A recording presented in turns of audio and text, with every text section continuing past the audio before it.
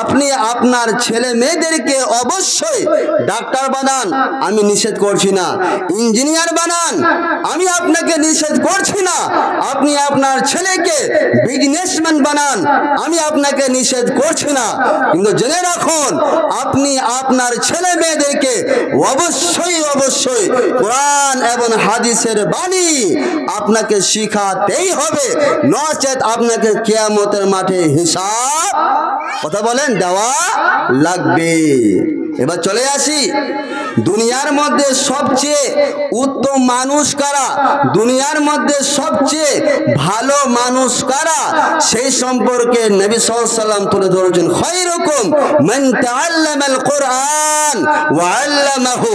তোমাদের মধ্যে ওই মানুষটাই হচ্ছে সর্বোত্তম, তোমাদের মধ্যে ওই মানুষটা হচ্ছে গুডম্যান, যেই মানুষটা নিজে কোরআন শিখে এবং অপরকে কথা বলেন শিখায়। পৃথিবীতে অনেকগুলো বই রয়েছে, তাহলে সেইগুলোকে তো পড়ানো হয়, তার পাশাপাশি কোরআন মাজিদ আমরা কেন পড়বো?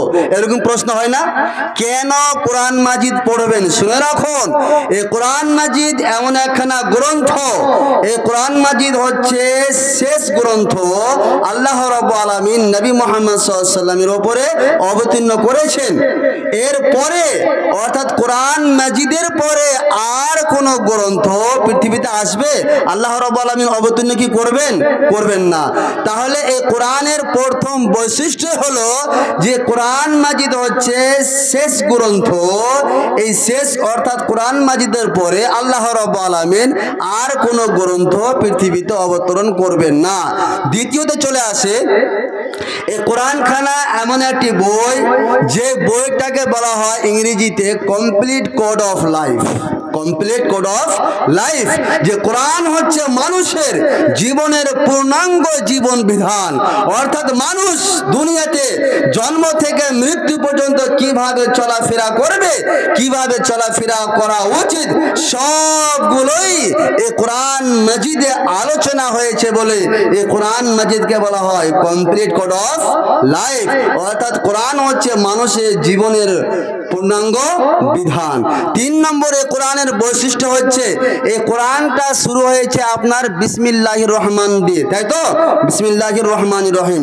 তাহলে শুরুতে কি আছে? বিসমিল্লাহ, এবং শেষে কি আছে? সূরা নাস ওয়ান নাস মিনাল জিন্নাতি ওয়ান নাস, তাই তো?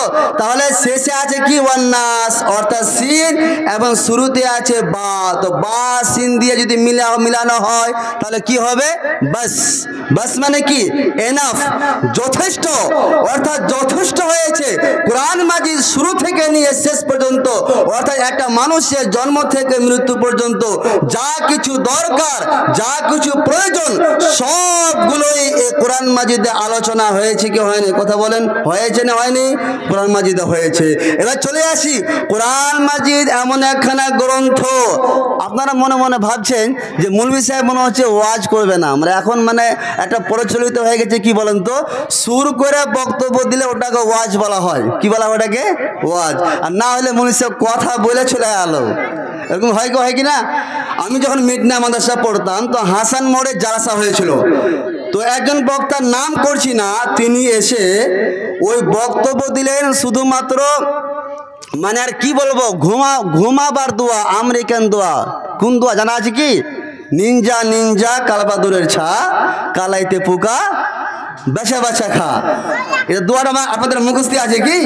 আছে না নেই? এটা আমেরিকান দোয়া। তো এভাবে বক্তব্য দিলেন খুব সুর দিয়ে। বক্তা সাহেব এখনো দুনিয়াতে বেঁচে আছেন, আমি ছিলাম সে জালসায়। তারপরে আবার আর একটা দোয়া তিনি শিখিয়েছিলেন। কোন দোয়া? আমাদের আমি যখন দেখেছি, যখন ছোট ছিলাম, তো যখন ছেলেমেয়েরা মানে ঘুমান্ত অবস্থায় বিছানায় পেচ্ছাপ করে দিত, তখন মা অথবা বাবা ওকে নিজে তো কোথায় নিয়ে যেত জানা আছে? আখাতে, চুলহাতে, তাই তো? আর চুলহাকে ডাঙাতো 7 বার, ডাঙিয়ে বলতো বল কোন দোয়া বলেন দেখি, 1 বার্তা 2 বার্তা ঘরে সুদ্ধা বাহির মুত্তা। তো এগুলো দোয়া, তো এভাবে ওয়াজ করলো, তো ওয়াজগুলো আমি শুনলাম, তো আমি মনে মনে খুব মানে তিক্ত ভাব মনে করলাম। তারপরে সকালবেলা যখন আমার জাগিরের বাড়ি খেতে গেলাম, তো আমার জাগিরের বউ বলছে বাপরে ওই মৌলবীটা যে ওয়াজ করেছে, অথচ ওই স্টেজে প্রধান বক্তা ছিলেন মাওলানা বদরুদ্দোজা নদভী সাহেব, জি যোগ্য আলেম। তো আমি বললাম, ও মানে আমাকে বলছে যে ওই মৌলবীটা ওয়াজ শুনতে খুব ভালো লেগেছে, বাপরে একবারে খুব মজা লেগেছে। তো আমি বললাম যে প্রধান বক্তার ওয়াজ শুনতে লাগেনি, ভালো লাগেনি? বলছে না মোটেই ভালো লাগেনি, ওই মৌলবীটাই বেশি ভালো লেগেছে। এগুলো যে মা বোনদের একটা অভ্যাস যে এগুলো যে ভাষা বলবে মানে সে বক্তা ভালো, তো মা বোনেরা মনে মনে ভাবছে যে নাটে আর থেকে হবে না, চলে যাবো কেনে, যে মুনি সাহেব কথাই করেছে, ওয়াজ দেখলে সুরই করেনি। তো শুনেন কথাটা সুর ইনশাল্লাহ হবে, কিন্তু তার আগে কিছু ভূমিকা দরকার আছে। তো কি বলছিলাম, কোরআন মাজিদ এমন একটা গ্রন্থ যে কোরআন মাজিদে উল্লেখ রয়েছে, অর্থাৎ আল্লাহ রাব্বুল আলামিন উল্লেখ করে দিয়েছেন আমরা যে ধর্ম পালন করি সে ধর্মের নাম কি কারো জানা আছে? আওয়ার রিলিজন ইজ কি, কথা বলেন দেখি, ইসলাম। ইসলাম মানে কি? পিস, শান্তি, আত্মসমর্পণ করা। তাহলে এই ইসলাম ধর্ম কথা আল্লাহ রাব্বুল আলামিন কোরআন মাজিদে উল্লেখ করে দিয়েছেন কি ভাষায়? ইন্না দীনা ইনদাল্লাহিল ইসলাম, নিশ্চয় আল্লাহ রাব্বুল আলামিনের নিকটে সবচেয়ে মনোনীত ধর্মের নাম কি, কথা বলেন, ইসলাম। আচ্ছা, যে সমস্ত মানুষেরা ইসলাম ধর্ম পালন করে তাদেরকে কি বলা হয় জানা আছে কারো? কি বলা হয়? মুসলমান। তো মুসলমান এই কথাটাও কোরআন মাজিদে উল্লেখ রয়েছে, হুয়া সাম্মাকুমুল মুসলিমুন, যে সমস্ত মানুষেরা ইসলাম ধর্ম পালন করে তাদেরকে বলা হয় মুসলমান। এবার চলে আসি, আপনি এই শিক্ষা আপনাকে অর্জন করতেই হবে, আপনি করতে বাধ্য, যেহেতু আপনি হচ্ছেন মুসলমান। এবং এই সম্পর্কে নবী সাল্লাল্লাহু আলাইহি ওয়াসাল্লাম খুবই গুরুত্বপূর্ণ কথা বলেছেন, তলাবুল ইলমি ফরিদা আলা কুল্লি মুসলিম, প্রত্যেক মুসলিম নর নারীর জন্য ইসলামী জ্ঞান অর্জন করা হচ্ছে আত্মবসাত। প্রত্যেক মুসলিম নর নারীর জন্য ইসলামী জ্ঞান শিক্ষা অর্জন করা হচ্ছে ফরজ। কাজে আপনি যেহেতু মুসলিম, আপনাকে বাধ্য ছেলে মেয়েদেরকে কোরআনের কথা, কোরআনের বাণী মুখস্থ করাতে, পড়াতে, তর্জমা সহ পড়াতে, আপনি আপনার ছেলে মেয়েকে শিক্ষা অর্জন করাতে আপনি বাধ্য। এটা হচ্ছে ফরজ। যেরকম নামাজ পড়া ফরজ, তাই তো? তো নামাজ পড়া ফরজ, রোজা রাখা ফরজ, টাকা থাকলে পারে হজ করা ফরজ, ঠিক সেরকমই ইসলামী জ্ঞান অর্জন করা প্রত্যেক মুসলিম নর নারীর জন্য ফরজ। Seeking knowledge is obligatory for every মুসলিম। নবী সাল্লাল্লাহু আলাইহি ওয়াসাল্লাম এই শিক্ষা সম্বন্ধে আরেকটি খুব গুরুত্বপূর্ণ কথা বলেছেন, তাআল্লামুল ইলমা ওয়া আল্লামুহুন নাস, acquire knowledge and teach other people, তোমরা জ্ঞান অর্জন করো এবং অপরকে শিখাও। Acquire knowledge and teach other people, কেন আপনি শিখাবেন? শিক্ষা আপনি আপনার ছেলে মেয়েদেরকে কেন দেবেন? তার কারণ কি, education can change your life. শিক্ষা এমন একটি বিষয়, শিক্ষা এমন একটি সাবজেক্ট যে শিক্ষা অর্জন করলে আপনার ছেলে মেয়েদেরকে ভবিষ্যৎ, আপনার ছেলে মেয়েদের যে জীবন রয়েছে সে জীবনকে পাল্টে দিতে পারে। কার মধ্যে ক্ষমতা রয়েছে? শিক্ষার মধ্যে। আপনি আপনার ছেলে মেয়েদেরকে যদি শিক্ষা অর্জন করান, এই কোরআন হাদিসের বাণী যদি আপনি শিখান, তাহলে education can change your life. শিক্ষায় পারে তোমাদের ভবিষ্যৎকে, তোমাদের জীবনকে পরিবর্তন করতে। চলে আসি কোরআনের শিক্ষা সবারই ভাগ্যে আছে, সবারই ভাগ্যে আছে। আপনাদের এই রাধিকাপুরে কতজন মানুষ হবে? আপনি হিসাব করেন যে কতজন আলেম রয়েছে। কয়জন আলেম হবে? 4 জন, 5 জন, 10 জন হবে। তাহলে এতগুলো লোকের মধ্যে 5 জন আলেম, বাদ বাকিগুলো কি হলো? হলো না কেন? আপনাকে ভেবে নিতে হবে আল্লাহ রাব্বুল আলামিন আপনাকে পছন্দ করেননি। নবী সাল্লাল্লাহু আলাইহি ওয়াসাল্লামের হাদিস, মান ইউরিদিল্লাহু বিহি খায়রান ইউফাক্কিহুহু ফিদ্দীন। তোমাদের মধ্যে যে মানুষটাকে আল্লাহ রাব্বুল আলামিন পছন্দ করেন, তোমাদের মধ্যে যে মানুষটাকে আল্লাহ রাব্বুল আলামিন এই মানুষটার কল্যাণ চান, ওই মানুষটাকে দ্বীনি শিক্ষা অর্জন করার ক্ষমতা দেন, তৌফিক দেন। কাজে আমি আপনাদের কাছে একটি বার্তা দিতে চাই, আপনি আপনার ছেলে মেয়েদেরকে অবশ্যই ডাক্তার বানান, আমি নিষেধ করছি না। ইঞ্জিনিয়ার বানান, আমি আপনাকে নিষেধ করছি না। আপনি আপনার ছেলেকে বিজনেসম্যান বানান, আমি আপনাকে নিষেধ করছি না।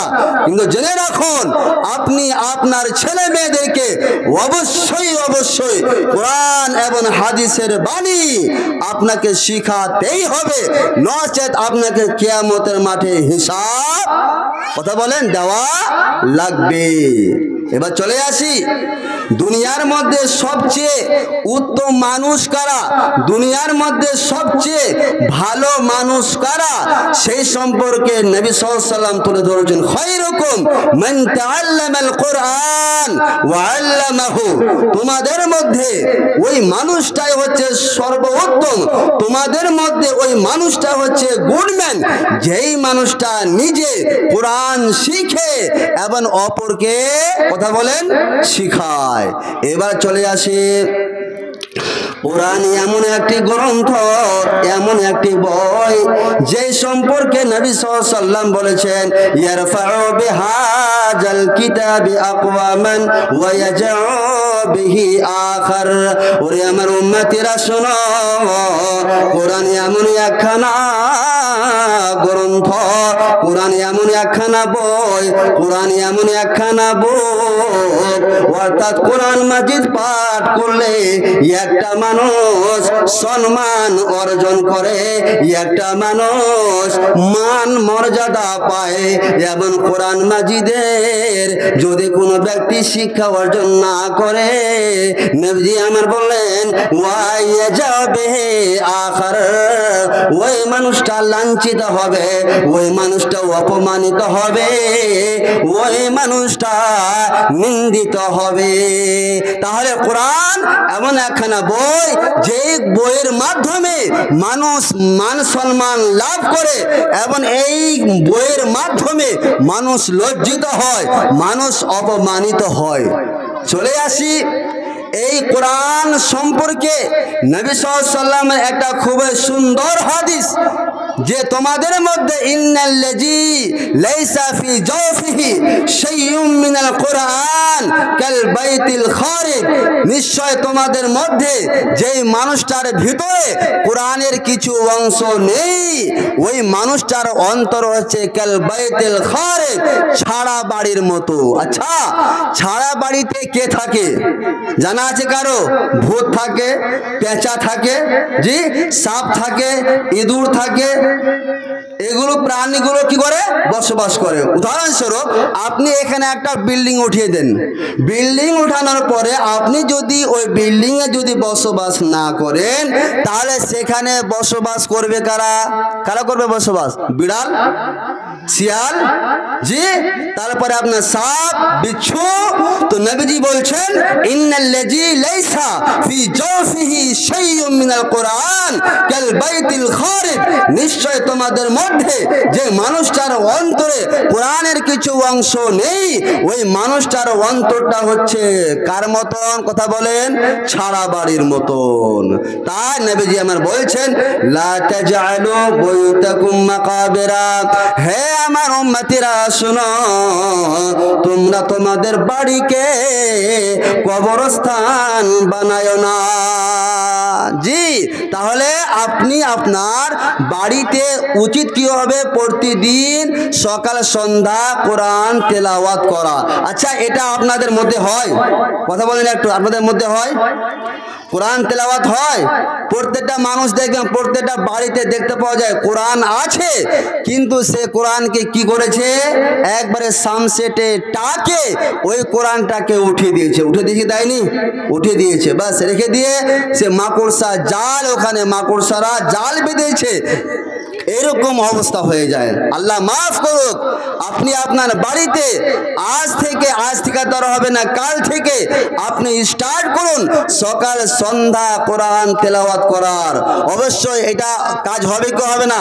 কাজ হবে, অবশ্যই করবেন। কাল থেকে বাড়িতে অবশ্যই এটা কাজ করুন। তার কারণ নবীজি আমায় বলছেন, লা তাজআলু বুয়ুতাকুম মাকাবিরা, তোমরা তোমাদের বাড়িকে কবরস্থান বানায়ো না। আচ্ছা, কবরে কি কোরআন তেলাওয়াত হয়? কথা বলেন, কোরআন তেলাওয়াত হয়? কোরআন তেলাওয়াত হয় না। তো আপনি যদি আপনার বাড়িতে কোরআন মাজিদ না পাঠ করেন, তাহলে কি ওটা কোরআনের মতো নেই, ওটা কি হলো? কবরস্থানের মতো নেই। কাজে আল্লাহর কাছে দোয়া করুন, সদা সর্বদা কোরআন তেলাওয়াত করবেন, বলুন ইনশাআল্লাহ। এবার চলে আসি ইমাম বুখারী রাহিমাহুল্লাহ, তিনি তিনার সহিহুল বুখারী গ্রন্থে কিতাবুল ঈমানের পরে কিতাবুল ইলম নিয়ে এসেছেন। কি নিয়ে এসেছেন? কথা বলেন, কিতাবুল ইলম। কিতাবুল ইলম কেন নিয়ে এসেছেন? তার কারণ হলো কিতাবুল ঈমানের পরে যেটা কাজ করা দরকার সেটা হলো কি? কথা বলেন, শিক্ষা অর্জন করা। তাই